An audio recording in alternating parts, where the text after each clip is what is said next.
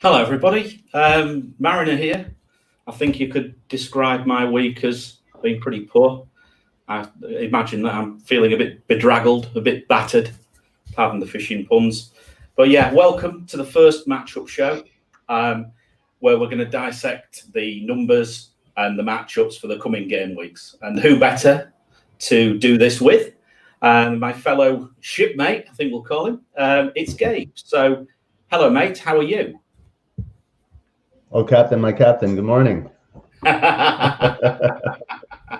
How's things in California these days? Things here, Hollywoodland, relatively quiet thanks to the pandemic, actually. But the States has also had a bit of a busy week as well. Quite the transition. Yes, it's a huge weight lifted, I think, off of our collective shoulders, not just in the country, but probably the world. Yeah, I think so. I think so. So yeah. I wish there was a weight lifted off my shoulders with FPL, but it's just been 10 days of pain and suffering for me, or it feels like. Anyway, it's just never ending. Topped off by last night, but we'll come to that in a minute.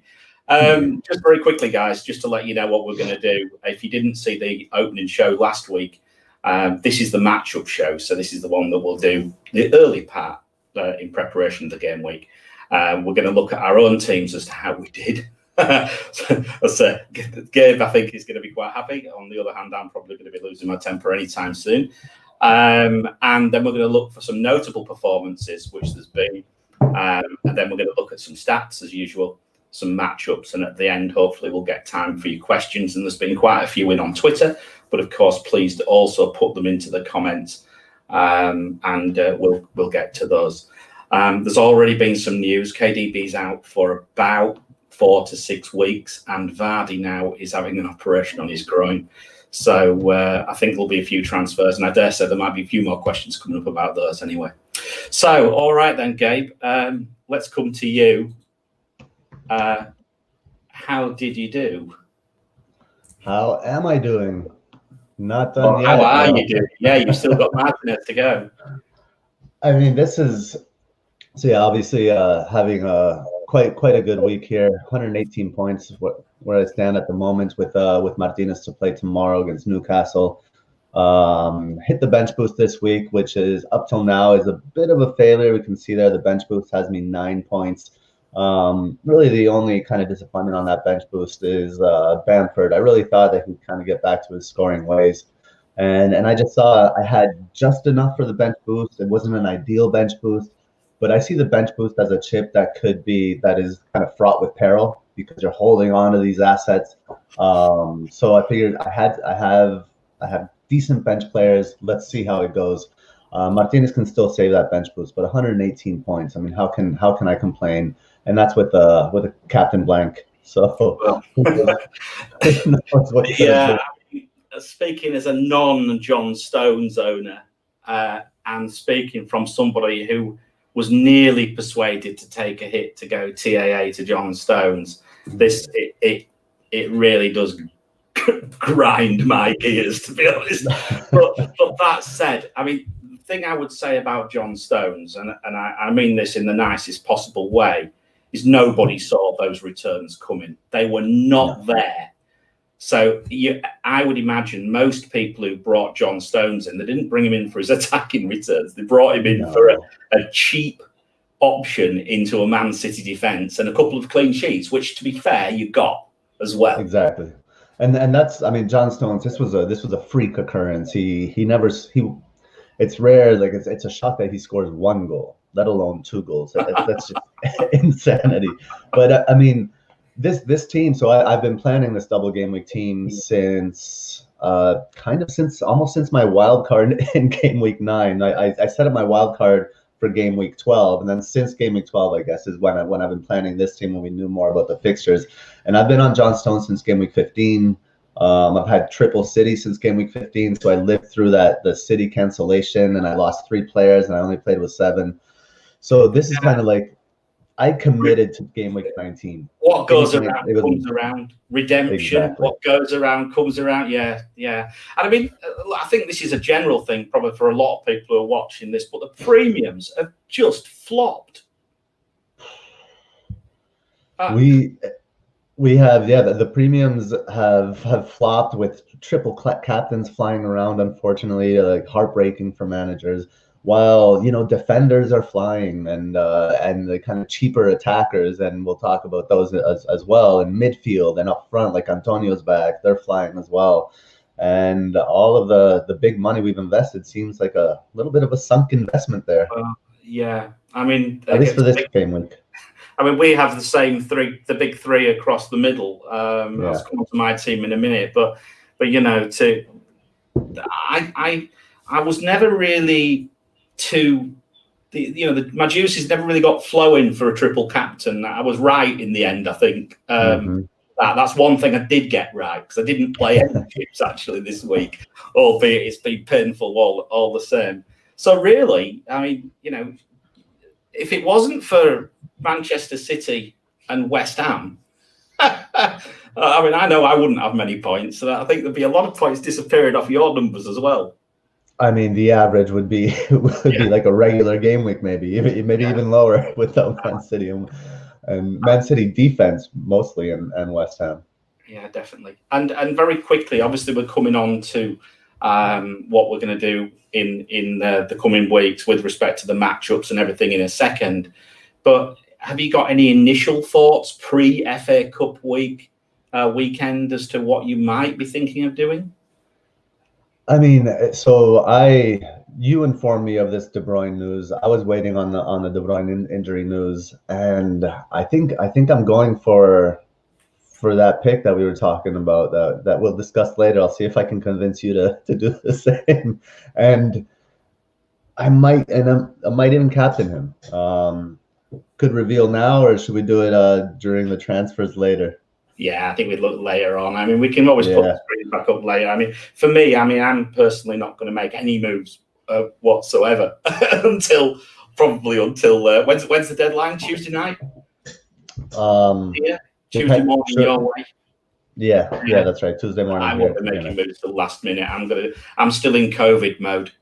Yeah, well, I'll probably make my moves on Tuesday as well. Yeah. Maybe Monday night. We'll see. But we'll come on to what we might be doing, because I think there's a lot of I think what we'll start to see is we're starting to see a shift to a slightly different template, and we'll see that in the next 5 weeks. The polarizing of the fixture difficulties is starting to become quite apparent as we go forward. So very quickly, just looking at my shower. I've got 2 to play. I'm on 85 with a red arrow from 7k to 14k. So look, I'm still doing all right. But I mean, the thing is this live FPL thing absolutely screws with your mind, because you go on, you say, oh, he's going to get 6 points, he's going to get 6 points, and Salah's going to get 10 points, and oh, that's good. I'll get back up to 5k. Then Burnley went to Liverpool. You have to be careful with these tools; they can mess with your mind for sure. That's a rabbit hole sometimes. As I said, I didn't triple captain, so that's the good thing. But I really am. If it wasn't for, I did captain KDB. Thank you, Oliver. I mean, Grealish has still got a big game to come against Newcastle.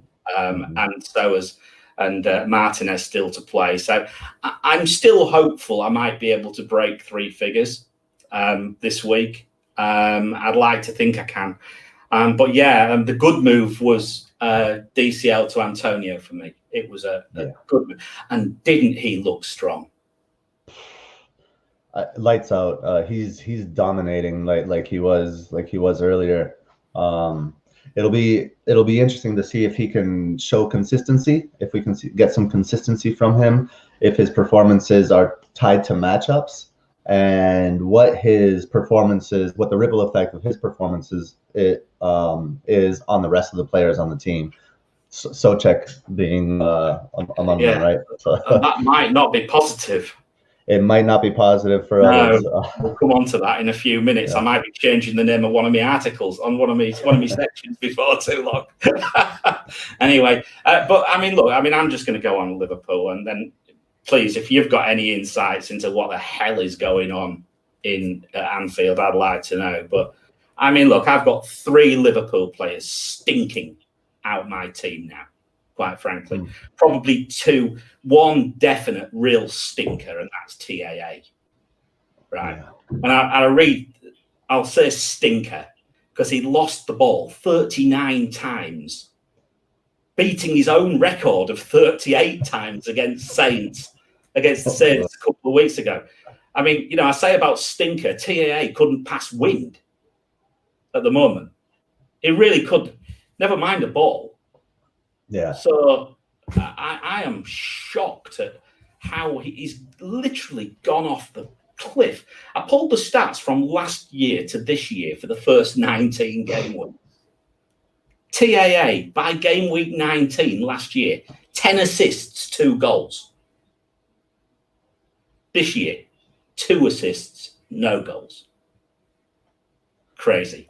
So whether COVID's causing him some problems, but I don't know whether it's the fact, and I'll bring you in on this point in a minute. Is it the fact that teams have worked out how to nullify their fullbacks a little bit? Because it seems like Robbo's stats are still similar, but he doesn't pass the eye test for me at this moment in time. I watched quite a bit of the game. Salah's dropped by around 35% production from earlier to now. So there's something seriously wrong. I'm really interested to know what your views are. So I'm in my matchups column. I'll be talking about this in depth, specifically analyzing Salah and how his stats have dropped and like the percentage drop. His XG has dropped by 50%. His XGI has dropped by 38%. Shots in the box dropped by 30%. Shots on target dropped by 79%. And the minutes per attempt has increased by 42%.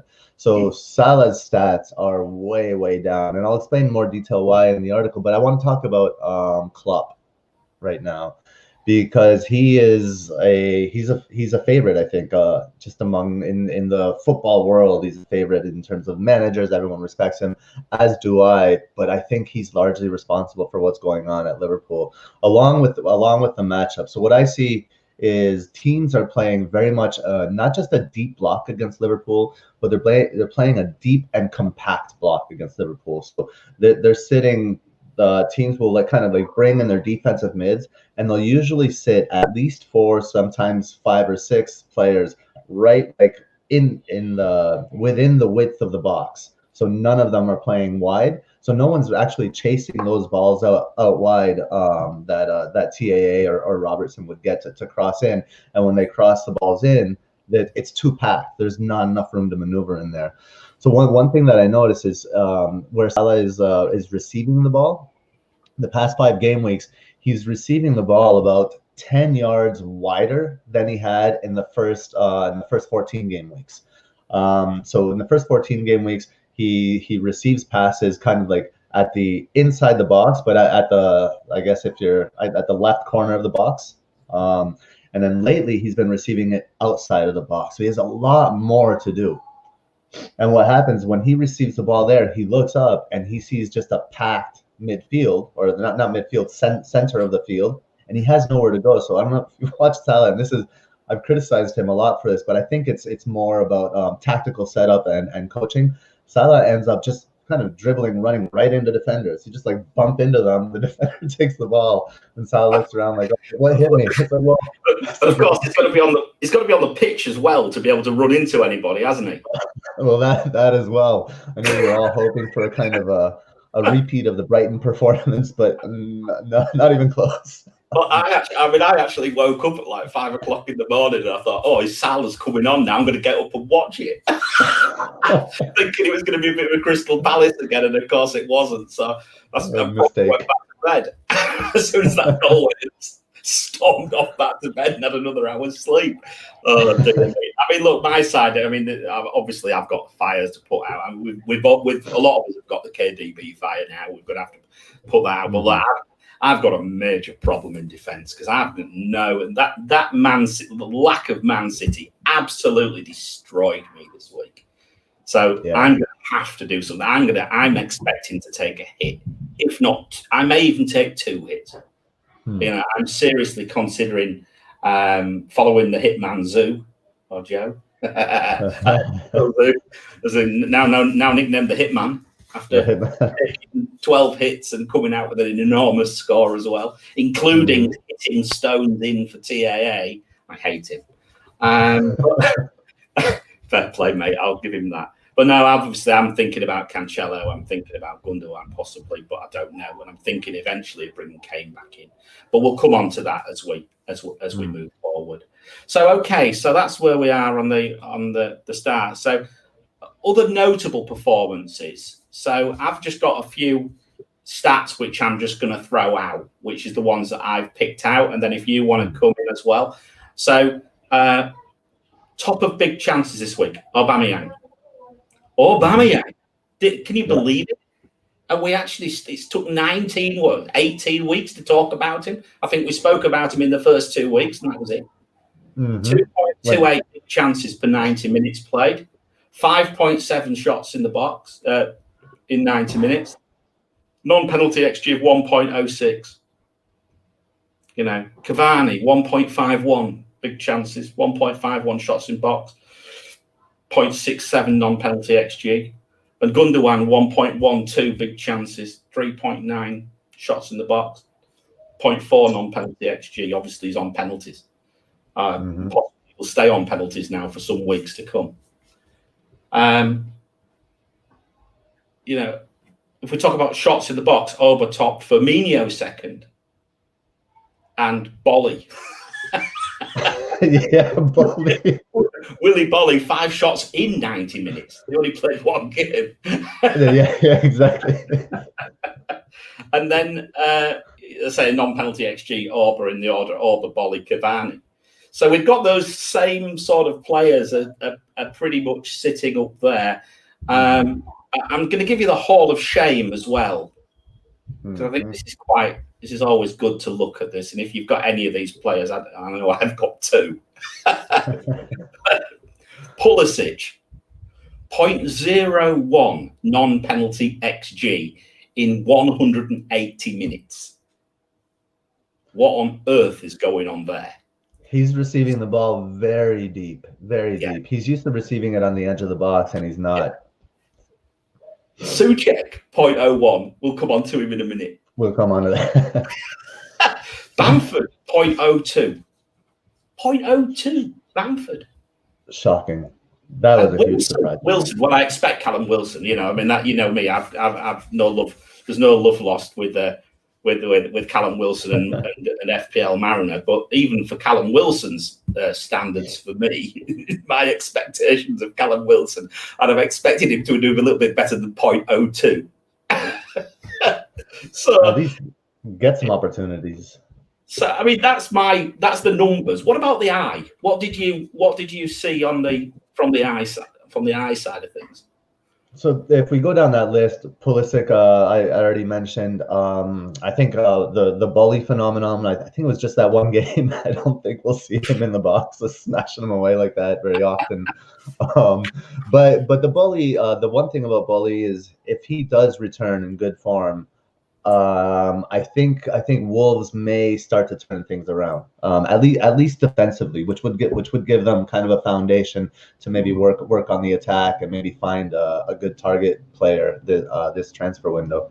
Who else do we have in there? Cavani. I mean, I've been saying it since the moment they signed it. As soon as Cavani gets that spot nailed, he could be a monster with services that team delivers.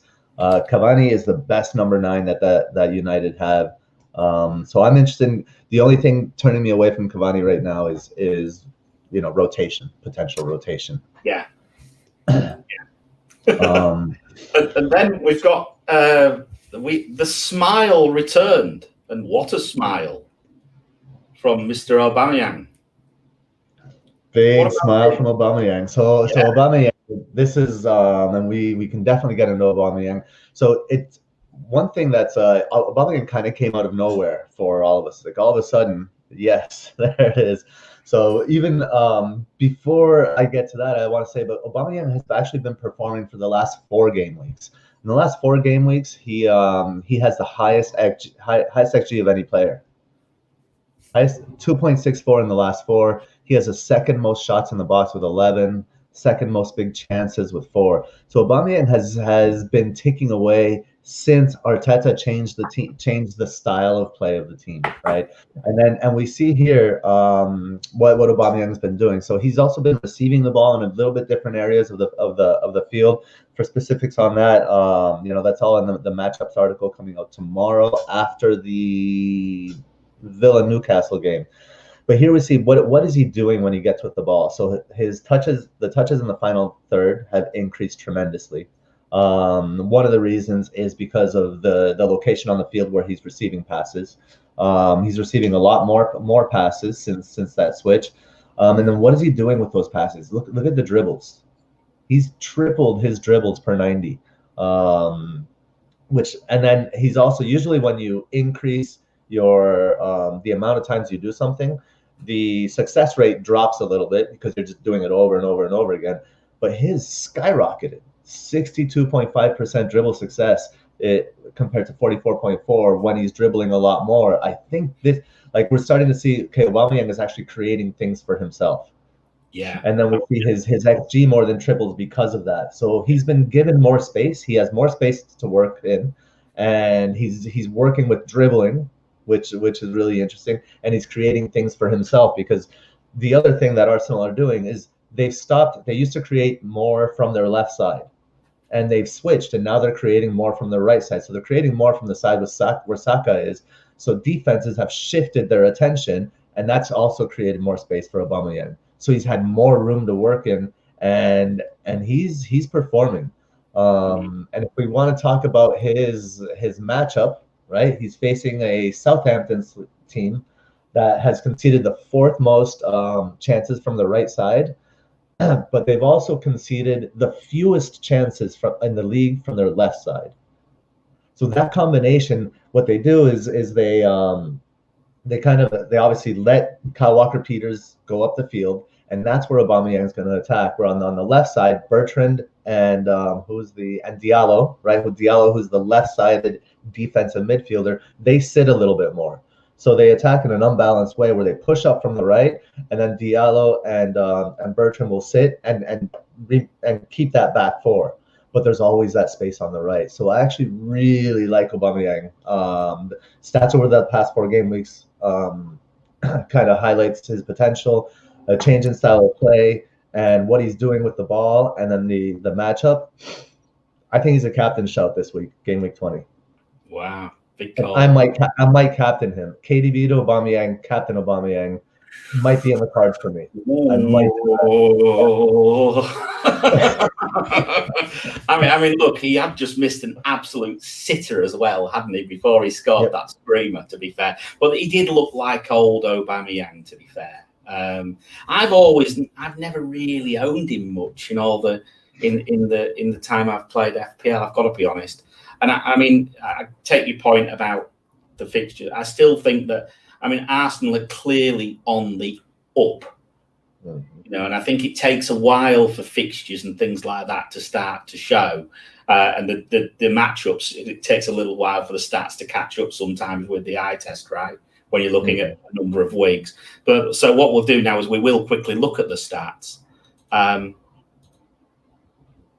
So if we look at the last 6, and if people remember, obviously what we're looking for is dark greens is good, and dark red is really bad.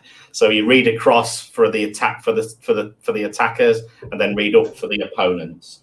So looking at this, what we are starting to see, and I've highlighted a few sections. First of all, Manchester City, Manchester United. It's very much polarizing now, as those two sides look stand out with respect to attacking matchups nowadays, at this moment anyway. And you'll see that Spurs are still looking generally pretty good. And Arsenal and Aston Villa are also looking pretty good, apart from when they're playing some of the top teams, and you'll see that quite a bit. The cream slowly but surely comes to the top, doesn't it? And I think it's took a while for it, but I think we're starting to see it. But are we also starting to see Leeds perhaps coming off the boil? I see they've relayed the pitch. I'm sure I saw the relay in the pitch the other day. But I'm a bit interested to know what you think about Leeds, Gabe, because clearly they could easily they're going to have some. They're still fairly cheap assets. We probably all hold one or maybe two. Bamford, 0.02 xG. What do you think? I mean, Bamford is not a clinical finisher, to say the least. And for him to be to be getting 0.02, his xG should be high, and his production is always going to be much lower. So 0.02 xG is in a decent matchup is a big concern, I think. And then Leeds' kind of performances over the last 4 weeks is also very concerning. You have to wonder if they are hitting that Bielsa wall. They've been flying around all season, and to be fair, they are still somewhat flying around. But what happens is as your body gets tired when you're playing, your mind doesn't function as efficiently, right? So while you can still see the players flying around in defense, when they go forward, it seems like they're lacking some creativity. They're not, the runs into space aren't as prolific, but also aren't as dynamic as they were earlier in the season, where runs into space could come from anywhere, anyone in midfield, Bamford up top. You have runs coming from deep from the defenders. Now that's not happening so much. The defenders are kind of running up to the kind of attacking midfield line and not going beyond it as much. Bamford is not really pulling defenders one way or another to create space for those midfielders to run either. So I think for me that's a red flag. Leeds are red flagged. I red flag Leeds, the entire Leeds team, and Bamford could be on the chopping block if I don't have any other fires.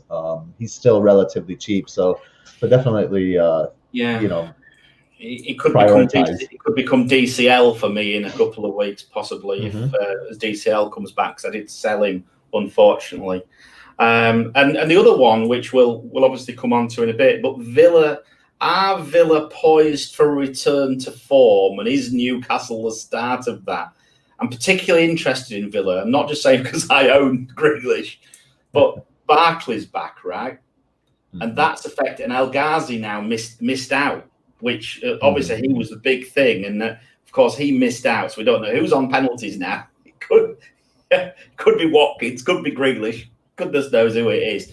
But Barkley might be the opportunity for Villa to pick that back up. And of course, they could have that double game week as well coming up. So very interesting. I think we have to keep an eye on the fixture difficulties is pretty much what I'm saying. Mm-hmm. Yeah, and Villa, keep an eye on. I mean, Villa will definitely have some doubles coming up. It's almost guaranteed they'll have one in 23. So I think people will be looking to bring Villa assets in.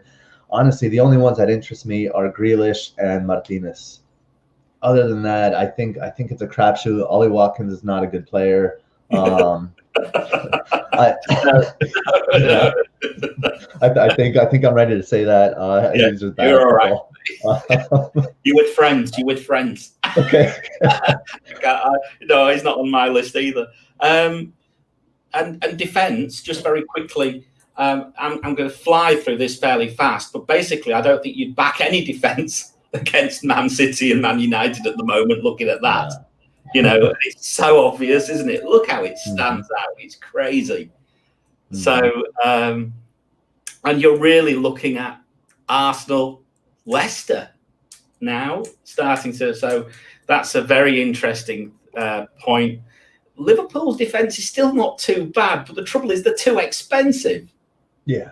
So, much as they're going to keep clean sheets, but where's the attacking returns? So that's the conundrum with those. And of course, Manchester City. And there's a question on differentials coming up later. I'm going to give you one differential now. Triple City defence. triple city defense, especially now with Kevin De Bruyne's injury, is a very interesting way to go. Extremely interesting. Now you have to kind of weigh that with. I mean, the thing is, I think the defense maybe you have to weigh, like, for example, what defender you don't have between. I guess the three are Cancelo, Diaz, and Stones, right? Yeah. Which, if Stones is the one you don't have, well, that he's less expensive than someone like Gundogan, right? But if you want Cancelo or Diaz, then you're weighing them with Gundo, right? Gundo on pens. Is Gundo playing the David Silva role? Will he play the Kevin De Bruyne role while Kevin De Bruyne is out? Or will Foden or Bernardo Silva come in and fill in that role? And will that push Gundogan back? There's a lot we don't know. But Gundogan might have the upside. Yeah. So you have to balance that. But triple city defense, I think, is a great differential. I tend to, maybe if you had two Man City defenders already, you might think about it. I mean, for me, I would have to hit my way into. I haven't got any at the moment, so like I say, it's probably going to be Cancelo for me because I like to go for the attacking ones. I like those attacking assets. And the other thing I would say about this is there's fewer whipping boys. There seems to be fewer whipping boys now. There's a lot more green on this FDR than there was a few weeks ago. I said a while ago that I really fancied, just three at the back, and I was talking about 3-5-2 or 3-4-3. I think Sean, who was on last week, is telling me he's on about going big at the back with 5 now. So I think we are starting to see a little bit of a shift, and it'll be interesting to see how this plays out. But Burnley are far tighter. Leeds, West Brom, Newcastle, and Palace for me are targetable, and even Sheffield United are improving a bit. Yes. Yeah. So I think we'll just have to see how it runs in the next few weeks. But it's funny that the whipping boys this season, they've been whipped and then they've been kind of whipped into shape, and then they get better. They're like, oh, we're whipped into shape, and then someone else becomes a whipping boy for a little while, and then they get whipped into shape. Fulham was a whipping boy; they're not anymore. West Brom will be whipping boys, I guess. If you don't do your job at work, you get told off by your boss. So they've probably had a bit of an ass kicking, quite frankly, one or two of them, and probably rightly so. But I mean, at the end of the day, Leeds, West Brom, Newcastle, Palace, when they turn up, they're okay, but they blow hot and cold. So you can't really be certain with Palace. I've put them in because I think they are targetable, particularly if they lose an early goal, because the heads seem to go. But yeah, Arsenal and Leicester. So we're talking about James Justin, perhaps. Still, I think it's my biggest mistake of the year. Honestly, I took him out in game week 5, thinking Pereira was coming back. What a fool! And it's funny. I've DM'd with people. I've spoken to so many people that have done that as well. That took him out in game week 5. I've never even brought him in. That's how bad I am. and I said, "There's no way." But I thought Pereira was coming back in October, so I just held off. Like, okay, Justin, and he's killed me every single week. I'm the same. So absolutely destroyed me to the extent I'm thinking about bringing him in. Then just my luck. But the trouble is now, with the problem we've got now with Justin is there's 2 slots and 3 players potentially, although I think it'll be a while before Pereira is back to full steam. I'm sure Rodgers will take his time with him. So I think Justin's all right for a while. I think if you're planning on wildcarding in 25, which I personally am, then Justin, I think he's reasonably safe up till that point. Maybe not after, I don't know. Yeah, I agree. I mean, the fact that Pereira was supposed to come back in October, and he's obviously had a setback, and it's been about a 3-month setback. That's a big deal. I mean, I've had 4 ACL surgeries myself. So and then 1 extra meniscus surgery. So I know what he's going through.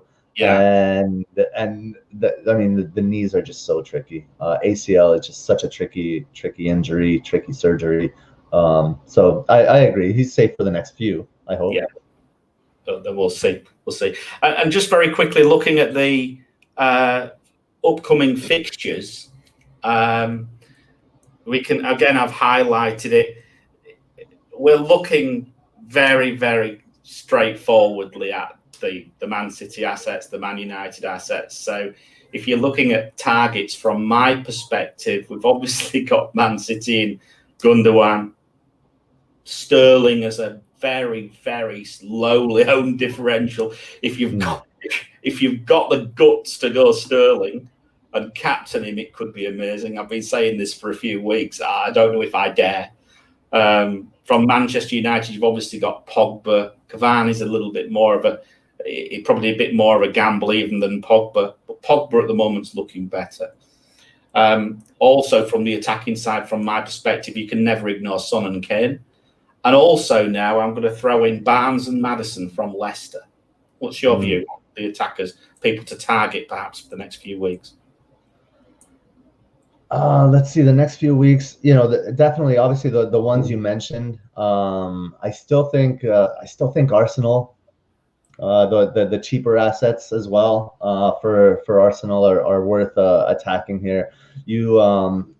For defensive options, you mentioned Burnley. Ben Mee has been transformational for that back line. That back line is what it has always been, I think, again. So they're worthy assets in certain fixtures. Shame about Charlie Taylor and his injury. Although it might open up for Peters again then, might it? He's cheap. He's cheap and he loves cross, doesn't he? He did okay for me at back end of last year. He got me a few points. He got some attacking returns, albeit I think a bit luckily, but well, he did okay. Obviously, defensive-wise, you can't look away from Manchester City. I think Shaw is a very good option for Manchester United at the moment. He looks like he's pretty nailed on to me at this moment in time. I think Telles will still get some time because I think Alex Telles. I think he'll still get time. There will still be some rotation there. From a coaching perspective, Telles has made Shaw better. He's a different player this season, and you're right, he's playing out of his mind fantastically. But in order for that motivation to continue, I think Ola needs to play Telles every once in a while to keep Shaw at that level. Just a little analogy here. I play a lot of foot golf here. Well, I have been recently because of the pandemic. And when I play with people that are better than me, I do better. It's how it's gone every single time. So, and I think that we're seeing that phenomenon with Alex Telles and Shaw, and I think it's made him a lot better. I maybe should start foot golf rather than normal golf, because all I do is end up kicking the ball off the green anyway. But that's another story.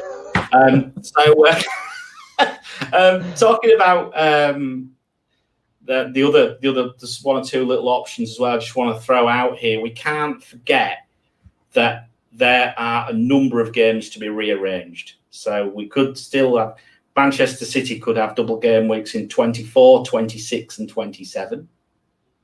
So in 24, they'll be playing Spurs. They could also play Everton or Southampton. In 26, they're playing West Ham. They could play Wolves, Everton, or Southampton, and the same in 27. And we've already mentioned Villa. They could have a very tasty fixture against Newcastle in game week 23. So we've got to keep our eye on that. And there's one other one as well, and I'm going to throw this out, and I know you like him. If Arsenal beat Southampton, Leeds and Southampton could get a double game week in 23 as well. And that brings Ings into our mind, in my opinion. Yes. Ings is a bit of a sleeping giant, I think, and with the potential doubles coming up, I think he's going to hit the ground running. That for 23, Villa's double would then be Arsenal, right? Is that right? Sorry, Villa's double, yeah. Yes, Arsenal and Newcastle. Right, which is an interesting double for Villa in 23. That's definitely one to keep an eye on.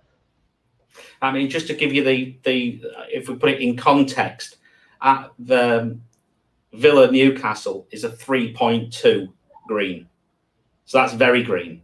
Mm-hmm. So that says to me that could be a bit of a turkey shoot, to be quite honest, if they get going. Obviously, we need to see how Villa do after all the COVID stuff. We can't really judge them against City, can we?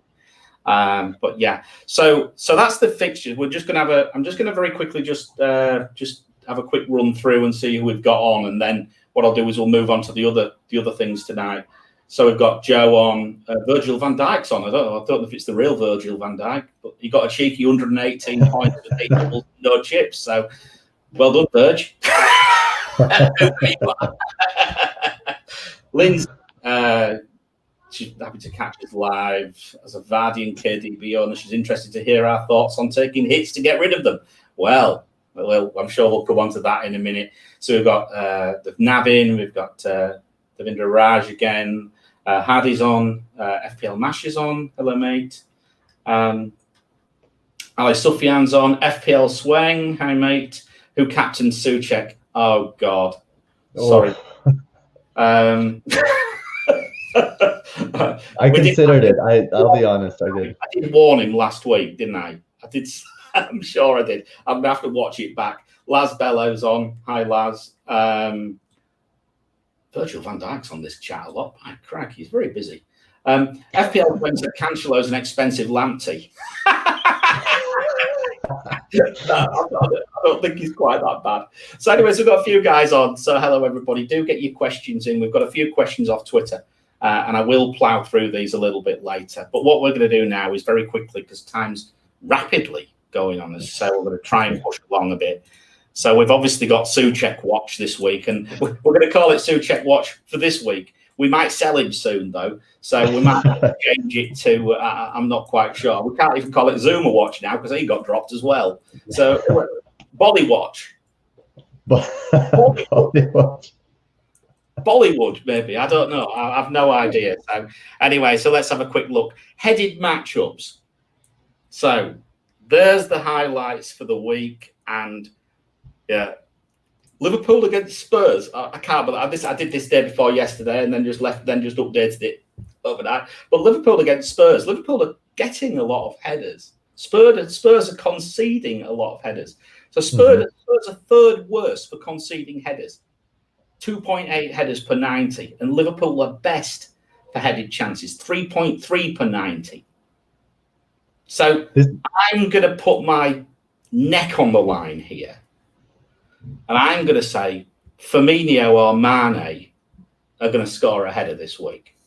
There you go. That's my choice. What about you, mate? I mean, yeah, it's interesting. I love the Firmino and Mane or Mane call here. I would lean Mane in out of those two. Firmino has been, as far as attacking goes, has been, I think, a part of the problem for Liverpool. I don't know whether his headers. He's had a load of headers though, but I don't know where they've gone. Yeah, exactly. About Rose head in the cop. Who else would you pick out, mate? Anyone else you fancy this week for a to be able to celebrate calling the header right? This is I would fun really, but it might tell us. You never know. It might help people picking someone off the bench and giving him a run when maybe you wouldn't do normally. Yeah, I mean, well, I have two. So one, the first one I'll mention is Cavani. Yeah, Cavani has. I mean, against Sheffield United that struggles. If you can see it, what is it? It's 2.5 there, right? So it's decently green. It's not the dark green, but it's decently green.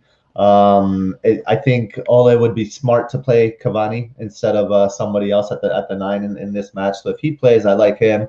And then this kind of like hearkening on a conversation that's coming up is just the namesake of this section. I think all the people that are pissed off at Soucek right now, and the people that captain him, I will admit I thought about it. Bench him at your peril. Bench him at your peril. I think I've already him at your peril. I could just see what. Yeah, I'm calling Soucek will score a header against Palace. That's going to be my call. Cresswell and Koufal may be good options as well. Because of the fact that Cresswell could possibly delivering corners, and there's Antonio again now. So there's extra strength in the box. Even Yarmolenko's playing a bit, and he's no mean feat with his head either. So I think it certainly looks like a little bit more of David Moyes football coming on, doesn't it now? It does. Anyway, we'll see. DCL is fit. Is he? Is he declared fit? He's training. So you mentioned DCL, I think, off camera. Would you? I mean, clearly, they've got Dean's back now. They're all fit, and DCL production goes up massively when they're all fit, right? Indeed, it does. And how fit is he? Will he start? He's training, but will he start? I think I would DCL firmly back on the radar for sure. Has to be.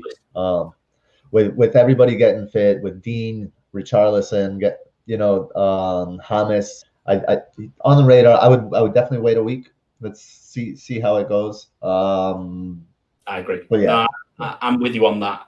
He might play a bit, but I can't see him getting a lot. I certainly wouldn't be thinking about bringing him in just yet anyway. But he is on my radar to bring back. So that's the Soucek watch. So right now we're going to have a look at cheap midfielders, and we'll try, and this is what we've been looking at this all week, haven't we, on and off, between us, just talking on WhatsApp and things. And my view is this double game week, and there's been some quite interesting developments. And of course, now the injuries to KDB and Vardy have brought about the opportunity to perhaps change our structure a little bit. I'm not just talking about one midfielder with that pass. You might even consider two, because you might want to be putting money back into the strikers. So perhaps you might be looking at Kane again. Would certainly be the standout option. Obviously, Aguero's now got COVID.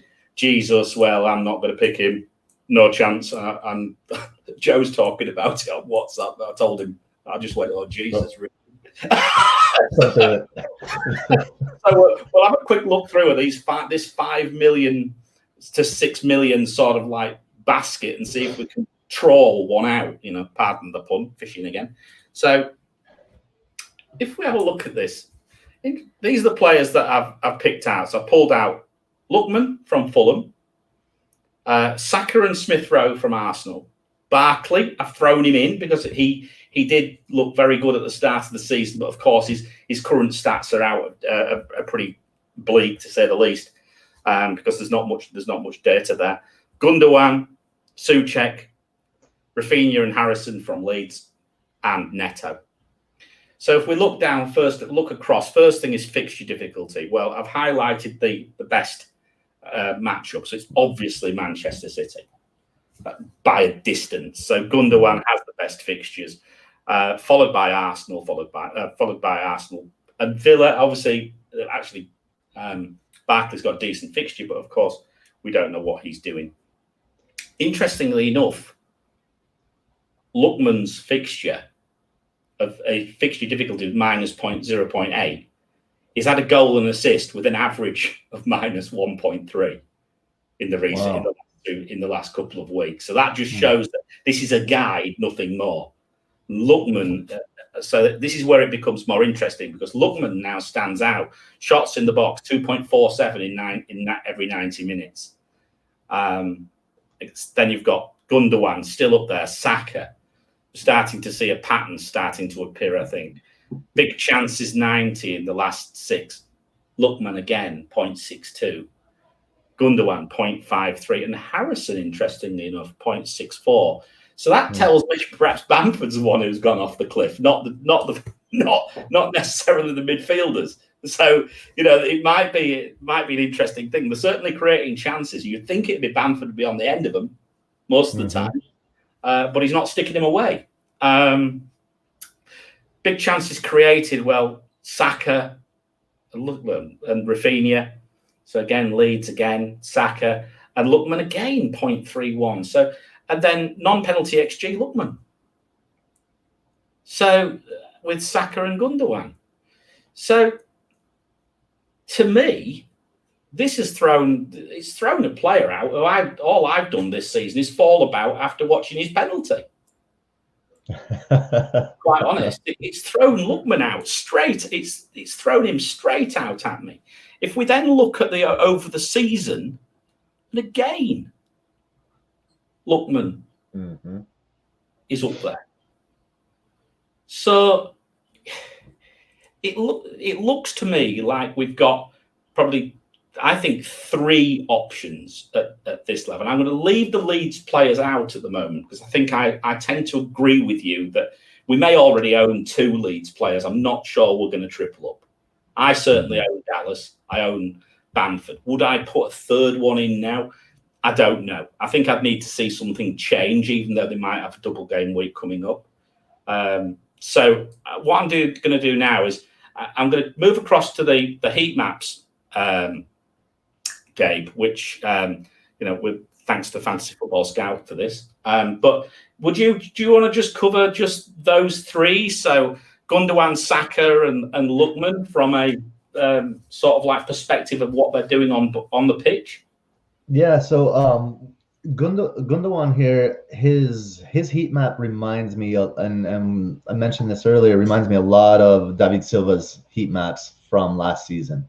De Bruyne tends to combine more with the person that's playing on the right flank, so whoever's playing at the 7 there, while Silva would combine with the left flank, and now Gundogan's combining with that left flank.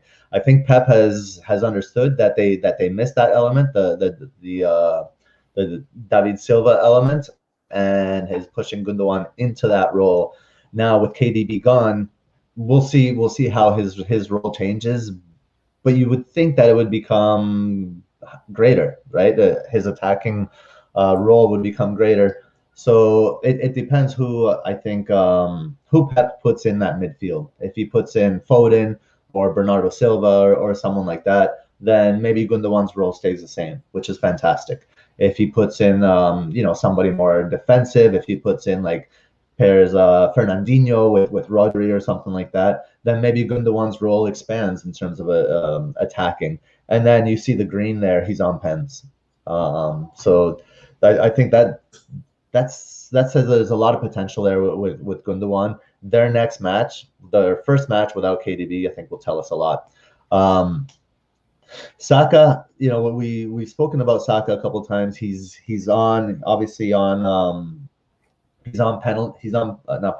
corners. He's involved in most attacks since Arsenal, like I mentioned as well, is attacking. They've shifted. They're attacking more from their right than they are from their left now, which is kind of benefiting everybody. It's benefiting Aubameyang, despite there being they're creating less chances from that side. It's creating more space for him, and you'll see he gets in the box. You'll see the left corner of the box there that he's creating. That he's getting the ball in quite a bit, and you can never discount those corners. The heavy red on the corners. I'm relying on several players that take corners. KDB was one of them. So yeah, I like Saka's potential quite a bit, and I like his new role in this attack. Lookman's interesting. Here we see his heat map here, and I think what I noticed the most is in this heat map, it's not much has changed, right? It looks pretty similar, except for one thing on the left. His touch for all matches, he got almost to the end line too much, which brings him wide. If we look on the right side of the goal and the left image there for Lookman, the all matches instead of the last 6 matches. Yeah. And you see at the bottom right of the box, there's on the left image, bottom right of the box. You see the green, just a little bit lower there, and inside the box. There's a patch of green inside the box. He's not getting in that corner. He's getting more centrally. You'll see that corner on the right side is purple. So I think he's getting in just better areas with a better view of goal. So I'm glad that Lookman is kind of moving beyond that failed penalty kick, and his season is not defined by that. And then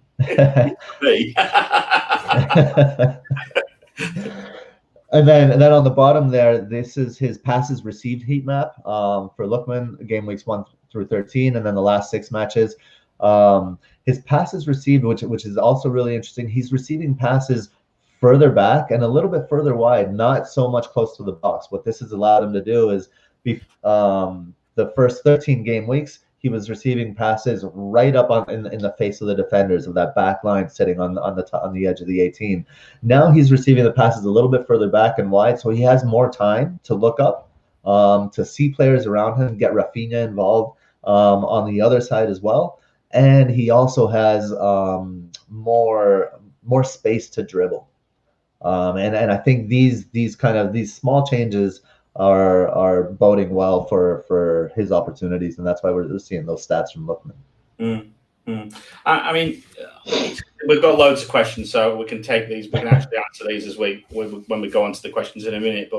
But clearly, with KDB out, it's going to be very much. Gundogan looks a great option to me, especially given he's on penalty, and he's just so cheap, And if you actually look at his returns compared to Sterling, he for less than half the price, you've got pretty much the same, and you've got someone who won't put a ball into orbit for a penalty, probably. So I quite like Gundogan. I do like Lookman. The trouble is for me is that personally I own Soucek, and like you say, knowing my luck, I'll take Soucek out and I know what's going to happen. I do think these 5 million players are a bit of a luxury transfer in some senses. I don't know that I would be wasting transfers on moving Soucek to Lookman, for example. That would be me, because again, you always maybe want to keep that extra transfer at this moment because of the with the COVID situation and things like that. It's always good to try and roll a transfer if you can. But at the same time, I think Lookman looks a fabulous option. On the matchups there, I've just put all the players up there. Clearly there are a number of bits of green on there. But what I'm going to do is I'm just going to very quickly move across this. I'll leave, if people want to pause this when they watch it back, they can have a look. But I want to talk about Soucek. Is it time to move him on? Maybe. This is one game, right? Or sorry, this is. I have to say, this tells us 1,000 words to me. He's gone. We were waxing lyrical a week ago, and now we're talking about him going into a more withdrawn sort of position, more holding. Now, could this be because of, I think, Benrahma and Lanzini playing? Is it also to do with Antonio being in the side? But clearly there's something changed in the formation which has not benefited Soucek, albeit he will still be up there for any set pieces.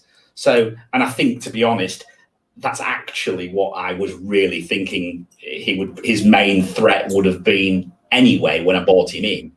But he just seems to have popped up so much in the attacking third. I've almost got used to seeing him up there, and I just didn't see him. I watched the game and I was thinking, where are you? Yeah. I think it's important for us to remember why we brought him into our team, right? We brought him into our team for his headers. That's what he was there for. Yeah, exactly. You develop the headers matchup. We have all our tools and pieces in place. So the fact that he's not driving through midfield and serving as the 10 now shouldn't really change our thinking if he was good enough before, right? And like you said, sideways transfers probably not a good idea. So if you have Soucek like we do, I don't have any plans on moving Soucek on really. I'm happy with just playing the headed matchups using your matrix there. And yeah, well, I like it too. I mean, I did notice something, and I'm going to pop it up on now. I did notice that there was actually a bit of a rotation, which you could find out with Soucek and Lookman if people were interested. They've both got decent matches in 20. 21 West Brom, 22 is a problem. 23 they play each other, and then you could play Sheffield United twice. So if you were rotating, it is possible. I still think it's a little bit of a luxury, but for me, Gundogan just jumps off the page as being the best value there. I agree. At this moment. The one thing I will say tactically about Soucek here is, they've played the past two matches, which is game week 19. That's two matches there. They played. Let's see, the first match they played with Fornals on the left and Benrahma at the 10 spot. The second match they played with Benrahma on the left and Lanzini at the 10 spot. Soucek is the left-sided defensive midfielder, so he covers for that area, the left winger and the 10. There may be something in practice that Moyes is seeing that he doesn't trust that left side defensively, where he trusts Jared Bowen to get back and perform a defensive duty a little bit more, and so it could be situational as well. And I think we just monitor it moving forward to see if that pattern continues. Yeah, I tend to agree, but it was a good exercise, and I do like Saka as well. I think Saka over Smith Rowe is the other question, is the other answer from what I've spotted. If nothing else, for the fact that Saka's on corners. He's on corners, and he also plays more in the box. More goal threat. Smith Rowe is an assister, whereas Saka has got that goal threat. So, but interesting exercise. Interesting exercise. Smith Rowe's heat map is interesting. He doesn't. Smith Rowe's touch heat map is interesting. He doesn't touch the ball in the center of the field, even though he's playing the 10.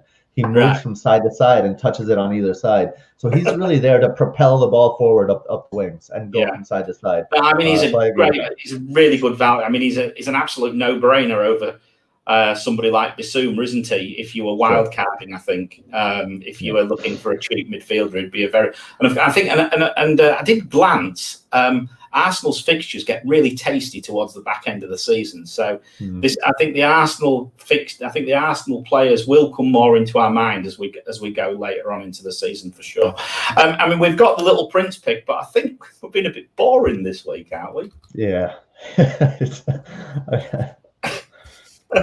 Who is it? I mean, so the little looking at all the matchups, we have all these tremendous just cheap options now, right? A plethora of cheap options.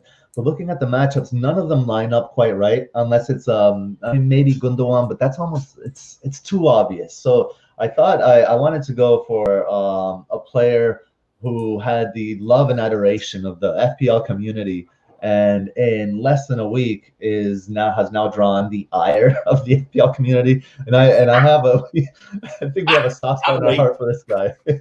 So I want to bring him back to give him some love and show him some appreciation. So we're going for Mr. Potato Salad himself. Mr. Potato Salad himself. My Mr. goodness, Potato Thomas Head. Soucek. Wow. Thomas Soucek. Soucek is a little. And do you know what I'm going to do? I'm going to pull a rabbit out of the hat and say Ogbonna. Ogbonna. Love it. I'm going to go with Ogbonna this week. He's a man who piles into the box, doesn't he? And he's going to get one sooner or later. Yeah. And actually for threat, if you look at the FPL side, and a lot of people only look at the FPL side for the stat, for the various things, don't they? And threat, Ogbonna is actually quite high up for a defender. So no, I'm going to go with Ogbonna. He did pop out as having a number of headers when I was looking at the various stats. I haven't got him in front of me now. I don't know where I put the piece of paper, quite frankly. But yeah, I think Ogbonna. So that's my option this week. Ogbonna, is he 4.5? I think he is. Yeah, 4.5. Yeah. So I would have gone Cresswell here if Cresswell were cheaper. The thing about the Little Prince of the Week, it has to be something cheap that costs you almost nothing. And yeah. Well, actually, Hardy's just commented. Here's one for you, mate. Maybe we should have done it. Smith Rowe.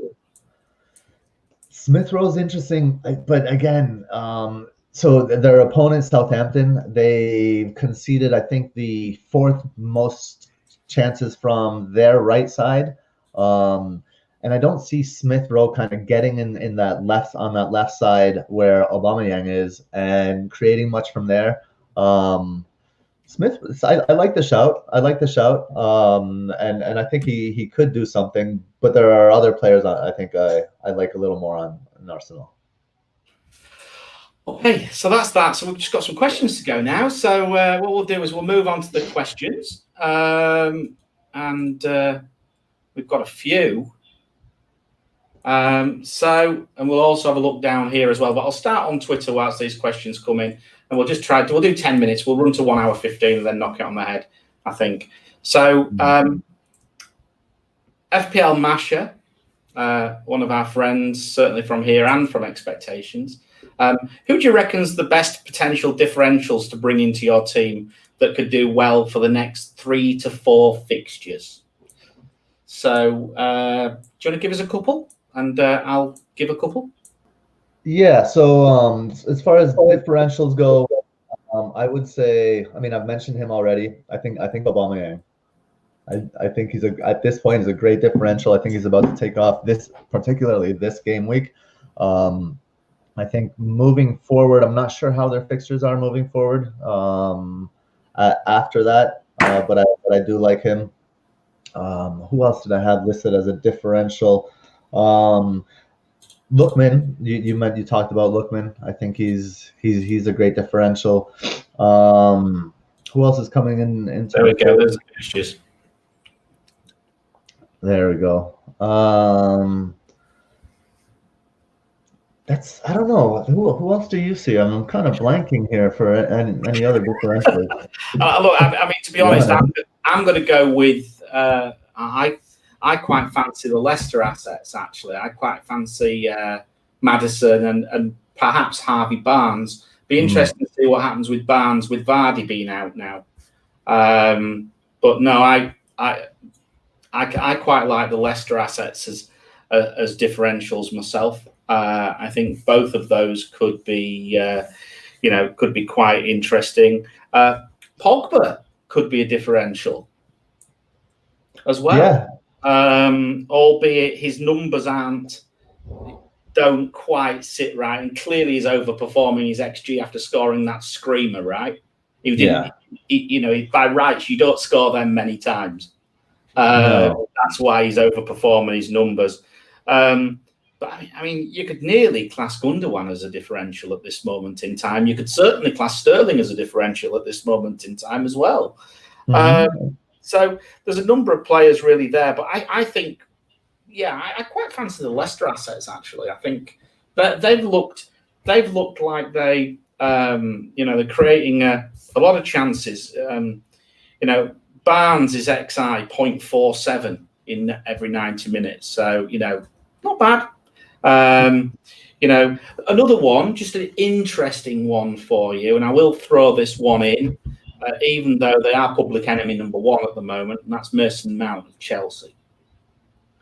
I think out of all the Chelsea assets, probably Mount looks perhaps the most. He looks fairly nailed at the moment, and he looks like he's a player who he's still well liked by Lampard, and I think he could be integral to when they do finally turn a corner. It could be Mason Mount, who might be one of those players who actually allows that.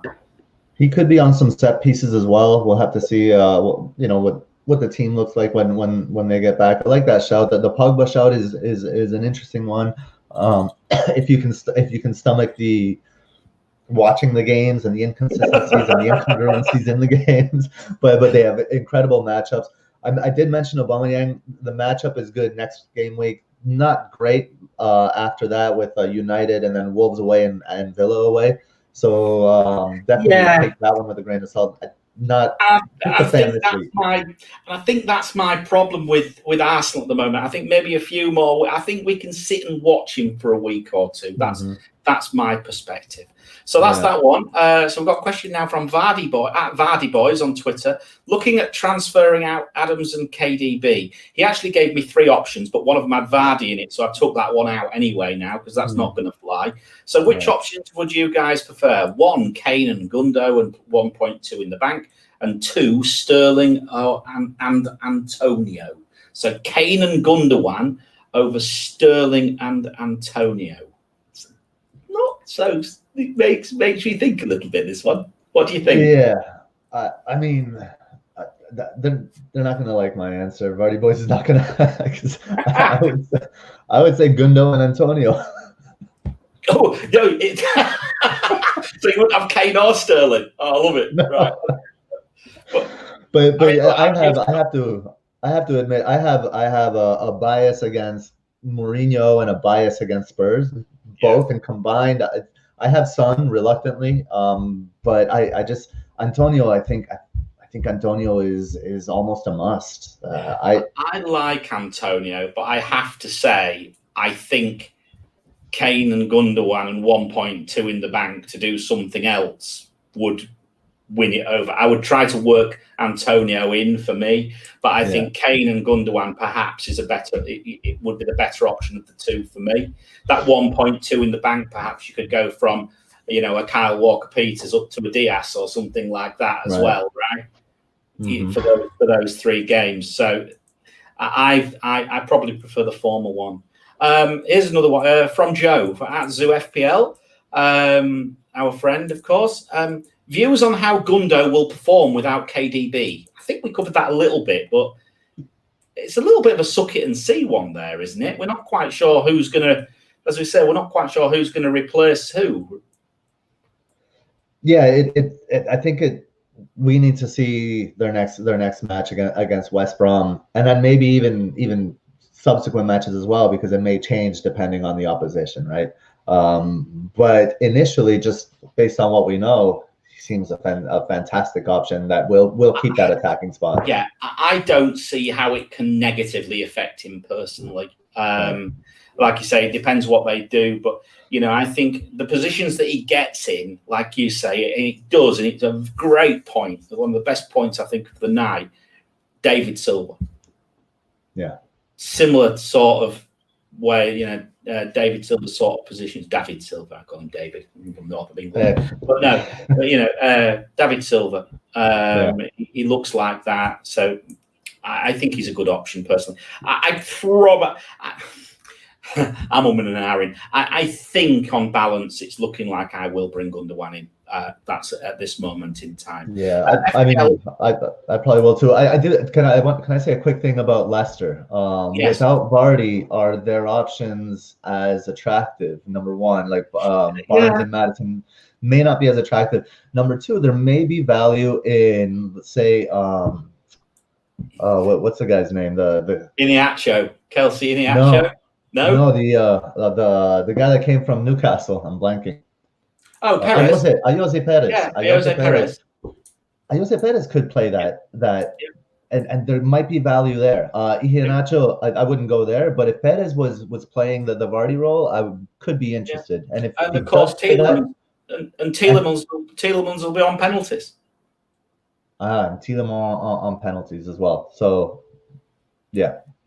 Anyway, we'll see how it goes. Just quickly rattling through these Twitter questions. FPL Sapix, thinking to sell KDB, bringing in Maddie or Barnes, Gundogan or Sterling, Rashford or Chelsea midfielders. I think we've pretty much covered that. I think Rashford seems to be out playing wide at the moment. In very poor form, stuck wide. He's not driving past defenders into the space behind or anything. I would avoid Rashford until we see something different. Yeah. And if you had to pick a goalkeeper out, best goalkeeper, FPL Spearing, game week 20 to 24, who would you go for? Game weeks 20 to 24. I mean, I just stick. I think Martinez is the best goalkeeper. He's the best. I've got Martinez on my list. I just think that the value is at the chance of double game week, the fact that Villa's defense is fairly strong. I don't think it needs overthinking at this moment. I will throw one other name out there though for those that are looking for a bit of a differential. Edouard Mendy. Yeah. They have Wolves, Burnley, Spurs, Sheffield, Newcastle. Yeah, no, I agree with you. Yeah, that's not a bad shout at all. So I'll just troll through these questions and see if there's any other questions on here, and then we'll wrap up. So just a general comment, I'll put that one up. As a Liverpool fan, I'm as clueless as you when it comes to TAA. yeah, I think. Well, stay tuned for the matchups article coming out tomorrow. I discussed Liverpool at length, not specifically TAA, but it's in the mix, and I think I've found some problems there. Yeah, I think. There's certainly I'll be reading this with interest, although it's probably going to be sold by then anyway. But I don't think we're going to stay long. I'm just looking. I don't think there's many questions actually. I think we must be answering all the questions going on. So if there's no more questions, I think we can probably wrap up. Yeah, there's no real questions in there, which is fine. So cool. So that's that. Thank you very much, mate. As always, it's a pleasure. Thank you for sparing your Friday morning again. Is it a round of foot golf or work today? So I played foot golf on Monday, shot 11 under, almost hit my record. So I'll be going again on Sunday, meeting some friends out there. But today, this Friday, honestly, this is just such a fantastic way I kick off my weekend with this. You're so kind. You're so kind. But it's always a pleasure having you on here, and I just think you just bring so much insightful things to it. So thanks very much, mate. Okay, so my pleasure, and thank you everyone in the chat. Thanks for all the questions. You guys are awesome. Cool. So that's that, everybody. We'll be back on Tuesday. Also, I will be back probably on Tuesday, doing the captain's show and looking at the cat pick among other things. If you like this video, please give us a like and a subscribe. Hit the bell to get the reminders. And of course, you can find Gabe at FPL Lens on Twitter, myself at FPL Mariner on Twitter, and do keep an eye out for tomorrow for Gabe's matchup article. It is the highlight of the week, and if you've enjoyed this, you will absolutely love that. So, till the next time, see you Tuesday. In the meantime, enjoy the FPL break if you haven't got any more players.